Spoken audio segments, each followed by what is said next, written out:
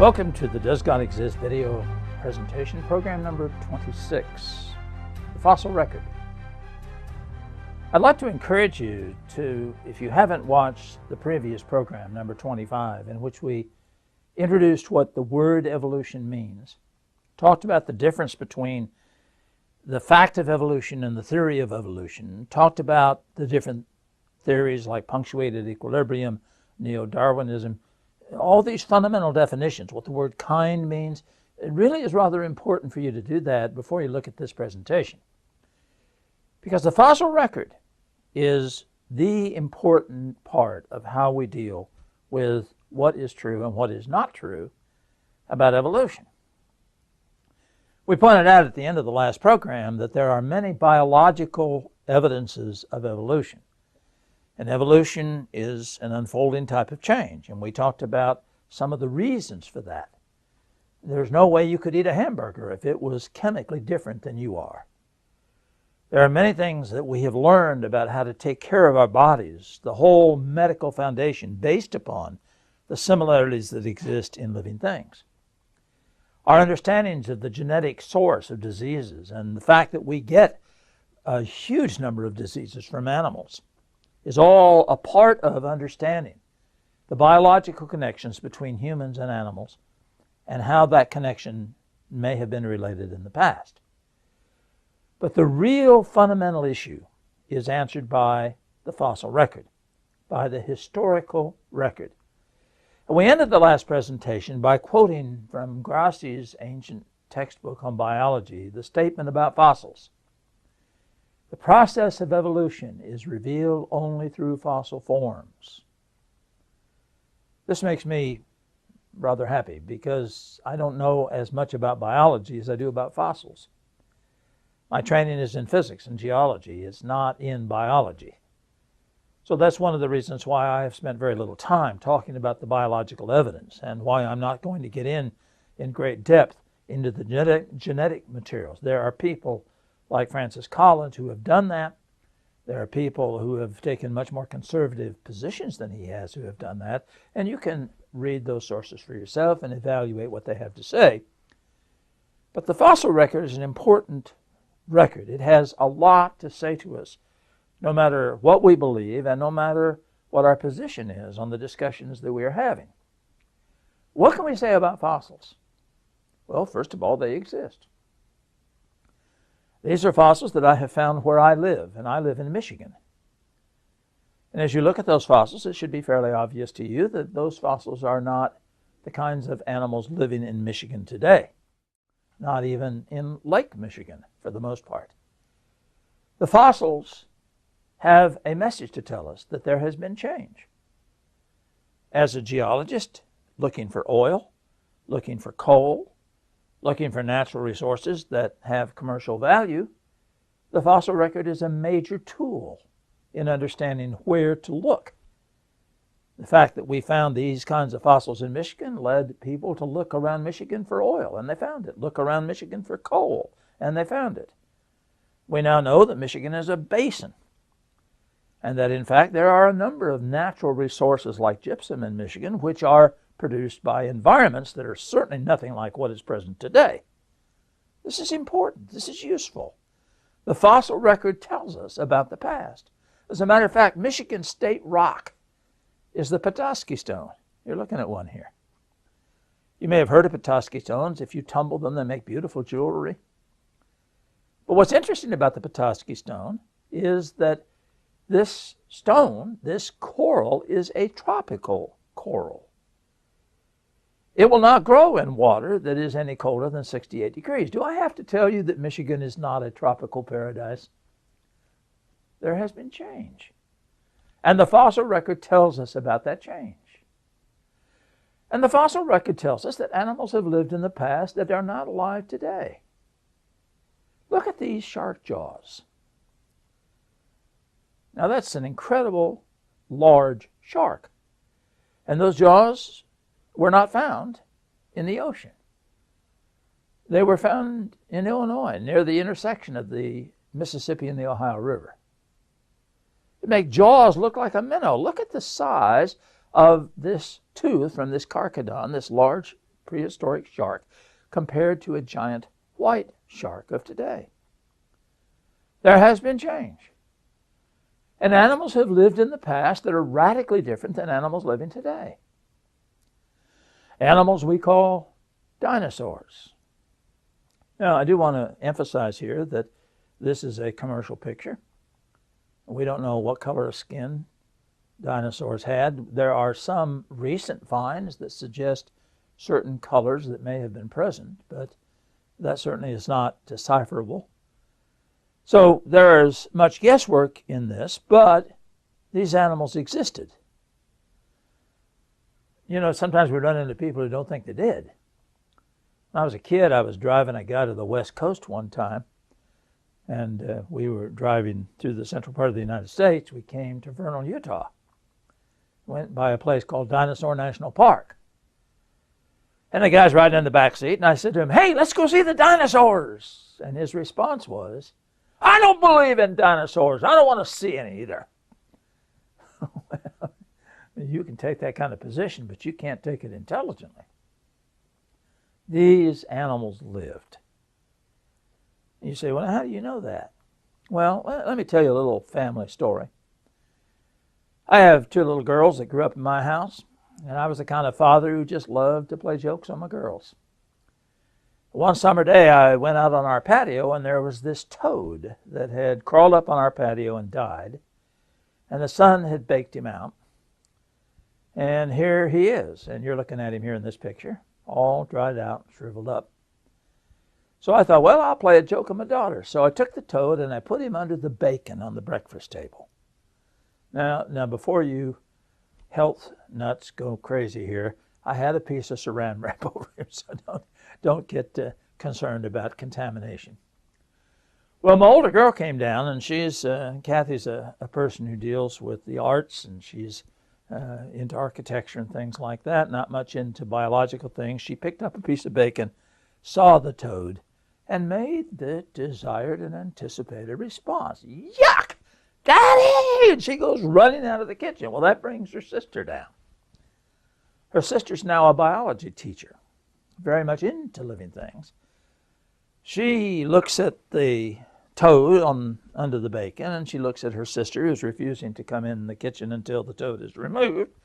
She looked at me, she rolled her eyes, she picked up the toad, she took him out into my office, and she stapled him to my bulletin board. And that toad is still stuck on my bulletin board. And that little girl is now over 40 years old. And the toad looks like he did the day she put him up there. Now, the process here is dehydration. Fluids were taken out of the animal's body very quickly, and the animal is dehydrated. We have found fossils of ancient humans that have been dehydrated, some of them artificially, such as the Egyptian mummies, some of them naturally, especially in South America and the mountains. So we know what people look like. We have a pretty good idea about how they died. We have great evidence on a whole bunch of different fronts about the history of human change from dehydrated, mummified specimens. But ladies and gentlemen, that is also true of dinosaurs. You're looking at a section of skin from a hadrosaur. That's the animal I showed you a moment ago. As you look at that skin structure, you can see that it's very obvious what the cell structure is. As a matter of fact, as scientists have dug into that, they can actually examine the cells and learn much about what is in the cells, chemically and otherwise. And as I said to you earlier, there's a lot of guesswork in this picture, but there's not much guesswork about how the bones are hooked together, where the skin was, how the skin was functioning, what the animal ate. Sometimes we find baby dinosaurs, like this one, where the cell structure is much smaller. I want to clarify one point here. A lot of people get the idea that dinosaurs were all great, big, huge, monstrous animals, 25 feet tall and all this sort of thing. But you have to understand that most dinosaurs were very small. Lots of dinosaurs have been found that were the size of a Cocker Spaniel. The finding of the huge ones, which is the ones that make the newspapers and Saturday morning cartoons and what have you, is relatively rare. And the largest animal that has ever lived on the earth is still alive today. The blue whale, which is a very large animal, is the largest animal that we know that has ever lived. And even a humpback that you see here compared to an elephant is a massive animal. So we want to emphasize that not all the dinosaurs were great big huge things. But we also have remains that tell us a lot more about the animal. You're looking here at a piece of material called a coprolite. I don't know any polite way to put this. This is dinosaur poop. It's hard. You say, well, how can poop be hard? Well, it's been permineralized. And it's hard. It doesn't have any smell. It doesn't have any taste. You say, yeah, you taste a dinosaur poop? Well, it's been changed. It's been altered. So I'm not going to get dinosaur fever or something of that type. What's interesting is that there's different kinds of dinosaur poop. That's a different type. Two different animals. When you slice this thing, and you can see in this picture the cross section, and you look at it under a microscope, you can tell what this animal had been eating. And what we find when we look at this is plant material. We find stems, we find catelids, we find all kinds of plant remains in this coprolite. Now, if you were walking around in a national park, and if you knew anything about animals, you would recognize the poop from different animals, which would tell you whether the animal has been there. Most of us probably recognize rabbits and deer. But every animal has a characteristic shape to the material and, of course, a different content. And the Smithsonian has rooms of samples of this kind, which can be analyzed. This is an interesting specimen. When you look at this, what you find is that there's 26 different teeth in this dinosaur poop. Whole teeth. There's bone fragments. There's skin pieces. There's no plant material at all. So what did this animal eat? Well, obviously, other animals. And if there's 26 different kinds of teeth, most of which can be identified as to what animal the tooth belonged to, then you can pretty well tell what the animal ate. But this has implications, fossil-wise. It tells us that animals ate other animals during the time of the dinosaurs. It gives us a picture of what was eaten and how it was eaten. Sometimes the structures are incredibly clear. This is a picture that I'm sure you've seen of an ankylosaurus. Let's look at the tail section. By the way, the piece of paper on the left-hand side is an 8.5 by 11 sheet of paper, which gives you some idea of the size of this. But look at the detail, and possibly even some indication of the color that the animal might have had. Now, not only do we have the actual skin and bones, in this picture you're looking at the eggs of a dinosaur found in place, in situ. Now, when you look at this, it tells you something. First of all, it tells you that the mother had 2 ovaries because the eggs are laid in pairs. You can notice that the nest, if you want to call it that, is a scooped out area. Surrounding this little bathtub-shaped object, there were massive footprints of a large dinosaur. So it appears that it was a nest that was patrolled by the mother. If you look carefully, you can see that there's vegetation packed around the eggs. You're sort of reminded here of an alligator that will make a nest, put the eggs in it, cover it up with vegetation to stabilize the temperature, and then stay around to keep the predators away. What's interesting is that when you cut one of these eggs open, there's a baby inside. And you can see here that quite a bit of detail is present as you look at this dissected egg. So we know something about the embryonic development. We know something about how the babies developed. We have some picture. Some of them are pretty large. Look at the one that the guy has his left hand on. So that tells us something about the history of these animals. In one case, the eggs were found with the mother still sitting on the nest. What you're looking at is her right leg and the eggs underneath her. Let's back up here for just a minute. If you look carefully, you can see her head turned across the top of her body. The eggs are off to the right and underneath. This is embedded in a wind-blown sandstone. So what we believed happened was that the mother had this nest. A large sandstorm came up. She went over and covered the nest to protect the eggs from the blowing sand. But the sandstorm was more extensive than she thought, and she smothered. And so we have this wonderfully preserved specimen, which tells us an enormous amount of detail about how this process of reproduction was carried on and how the animal took care of its eggs. One thing that may impress you as we look at some of these cross-sectioned eggs is how much some of these things look like birds. One of the big questions is, were the dinosaurs birds? Or at least were some of the dinosaurs birds? Because there are what appear to be feather imprints in many cases. And you compare the skull of a modern bird with one of these fossilized forms, you can certainly see the similarities. Sometimes there are vestiges of feathers, but you have to understand that feathers can be used for lots of things. They can be used to snag insects. They don't just have to be used for flight. They can be used for certain types of swimming or running, as is the case with a penguin or an ostrich. But the morphological comparisons with the human arm are very obvious. And so when you see reconstructions, you have to realize that much of what is done in these reconstructions is based upon the fossil evidence. Even soft tissue is sometimes preserved, like this stomach, which gives us some indication, and sometimes food is found in the stomach. And of course, sometimes we find animals still preserved completely intact. This is called amber. Amber is tree sap, like a pine tree, where the sap has oozed out. An animal or a bug gets trapped in the sap, and then because the volatiles evaporate, what you have left is a very hard material, which is called amber.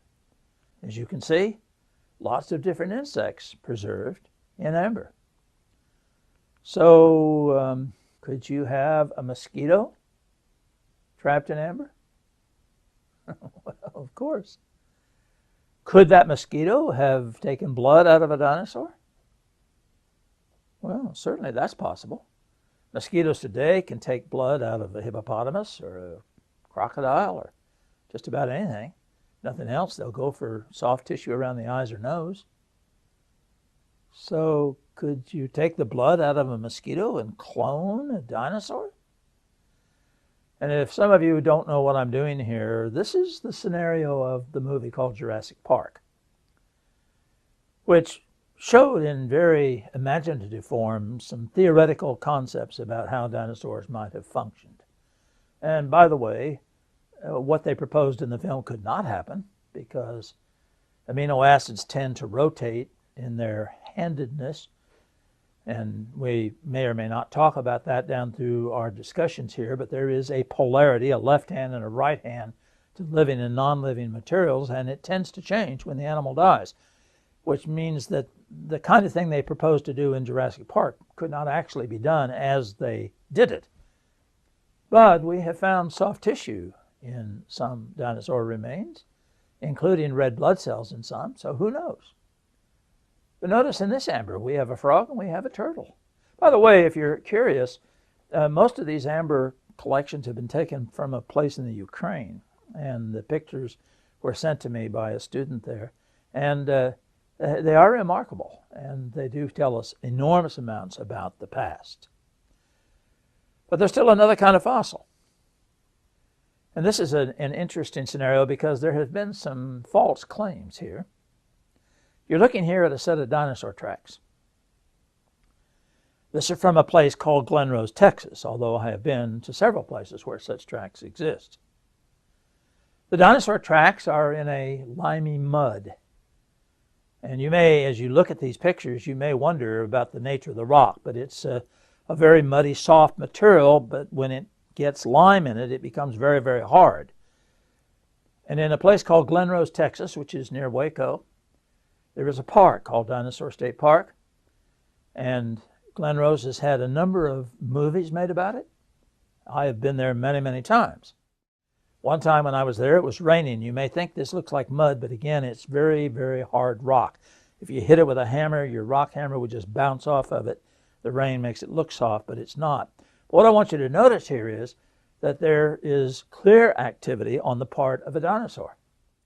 The animal was moving that direction. The animal decided to go that direction. And the arrows simply tell you the direction of the tracks. So what the animal did was to plant its right foot and press its tail into the mud. You'll notice that to the left of the arrow, there is a tail imprint, and if you come up and look at that closely, you'll see scale imprints in it. And then the animal walked off, step, step, step, step. That tells you a lot, gives you information about the animal. You may have heard stories about human tracks and dinosaur tracks being found in the same rock layers in Glen Rose.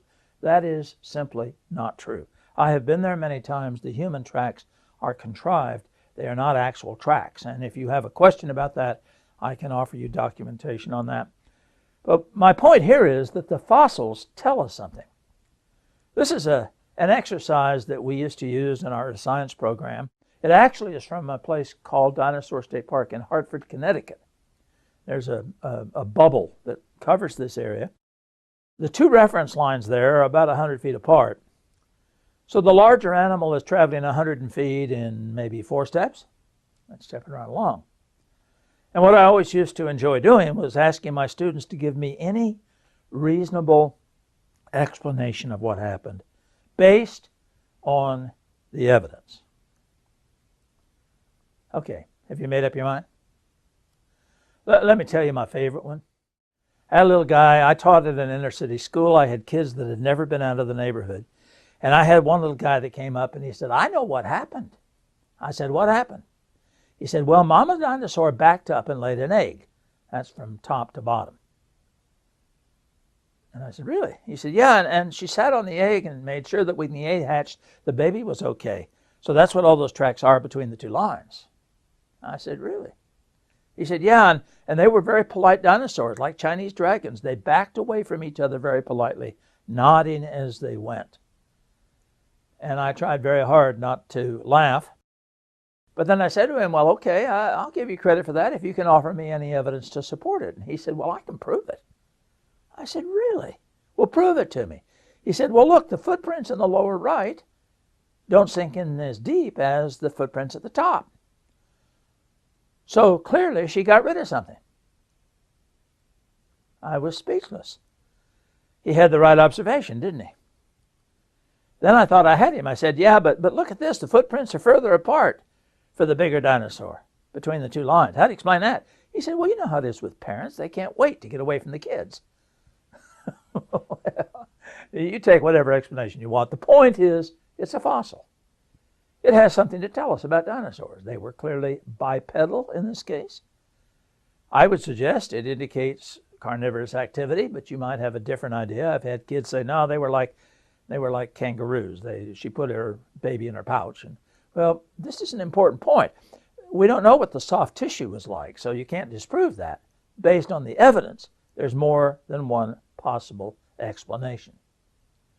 But there is one very, very important point here that needs to be made about what the fossils have to tell us. Evolution is based on a religion, on a faith at least, which is called uniformitarianism. Uniformitarianism is the religious belief that no process has ever happened in the past which is not operational today. In the earth science book, the snappy way they say it is, the present is the key to the past. So when we look at a rock deposit, we assume the rock deposit was produced by the same process we see those rock deposits being laid by today. Uniformitarianism. When we look at the way an animal lived, the way they ate, the way they functioned, we assume that nothing mystic was involved in the process. This is the basis of all historical science. The Bible says this isn't necessarily true. The Bible says that periodically throughout history there have been catastrophic events not operational today, which have punctuated the Earth's history. And the classic example of this would probably be the flood. Now we have floods today, but not a flood of the magnitude described in the biblical record.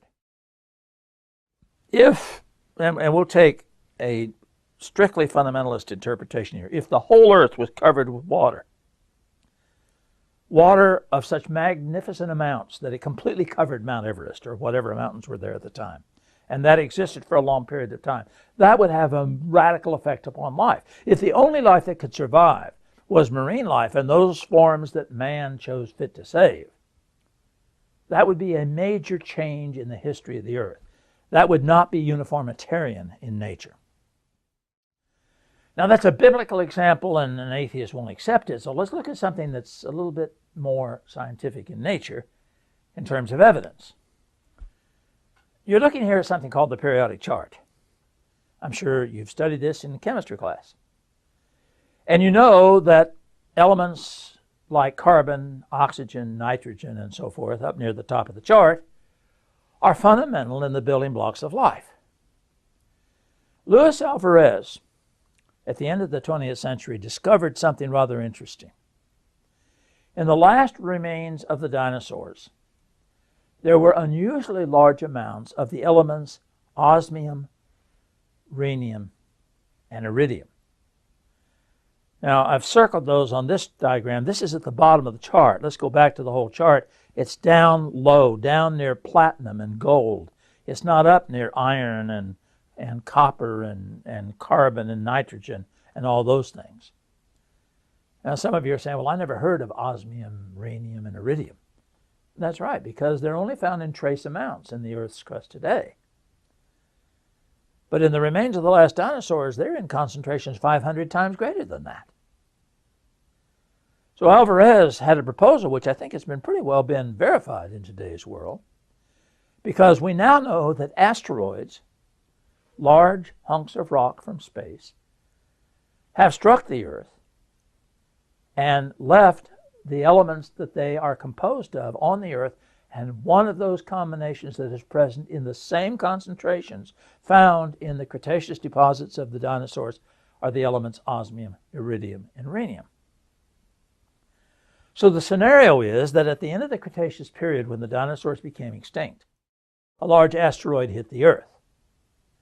As this thing hit the Earth, and by the way, these pictures are from various scientific publications, various websites, and so forth. As these things hit the Earth, they would have vaporized themselves and part of the Earth's crust. But this would have produced monumental effects. If it hit in a water environment, then you would have a nuclear winter effect. Massive amounts of material thrown up into the atmosphere. A tidal wave generated by the collision. What's interesting is that in the Yucatan Peninsula, there is a place that looks very much like this. This is a radar imprint of an area on the Yucatan shoreline. That black line running through the center there is the shoreline. What is indicated by white dots here are forms of material called cenotes, which are quartz minerals produced by very high temperatures and very high pressures.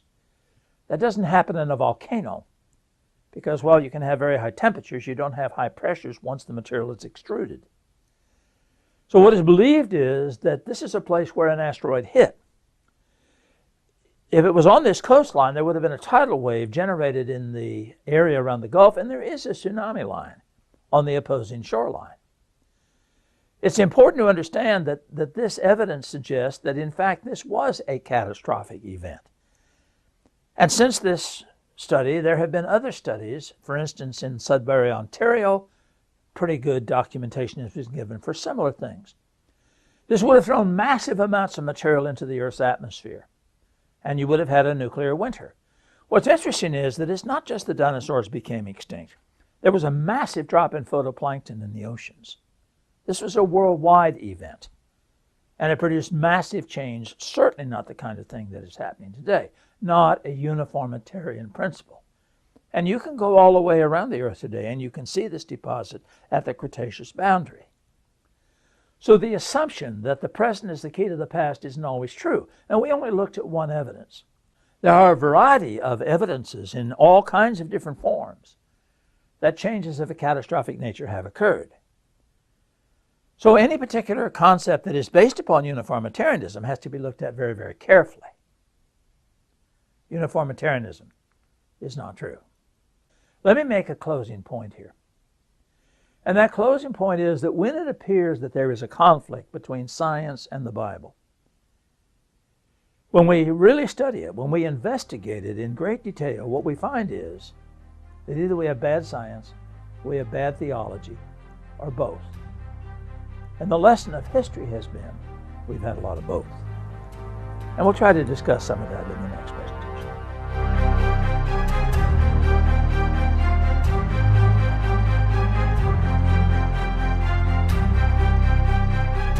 By the fossil record, by the historical record.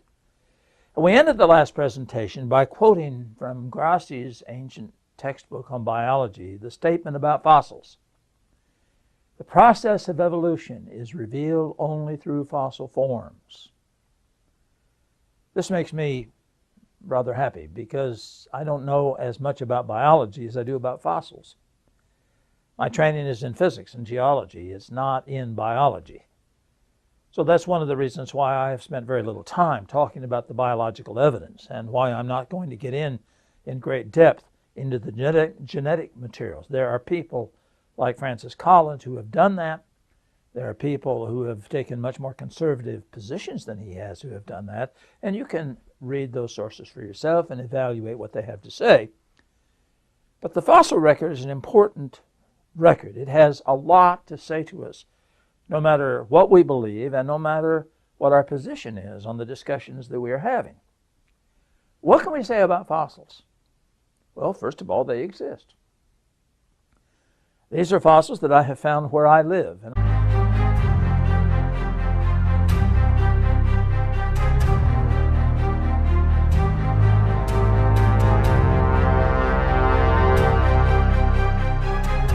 Welcome to the Does God Exist video presentation, program number 26, the fossil record. I'd like to encourage you to, if you haven't watched the previous program, number 25, in which we introduced what the word evolution means, talked about the difference between the fact of evolution and the theory of evolution, talked about there's no way you could eat a hamburger if it was chemically different than you are.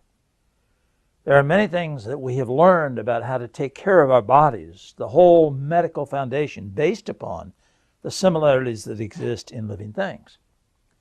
Our understandings of the genetic source of diseases and the fact that we get a huge number of diseases from animals is all a part of understanding the biological connections between humans and animals and how that connection may have been related in the past. But the real fundamental issue is answered by theories like punctuated equilibrium, neo-Darwinism, all these fundamental definitions, what the word kind means. It really is rather important for you to do that before you look at this presentation. Because the fossil record is the important part of how we deal with what is true and what is not true about evolution. We pointed out at the end of the last program that there are many biological evidences of evolution.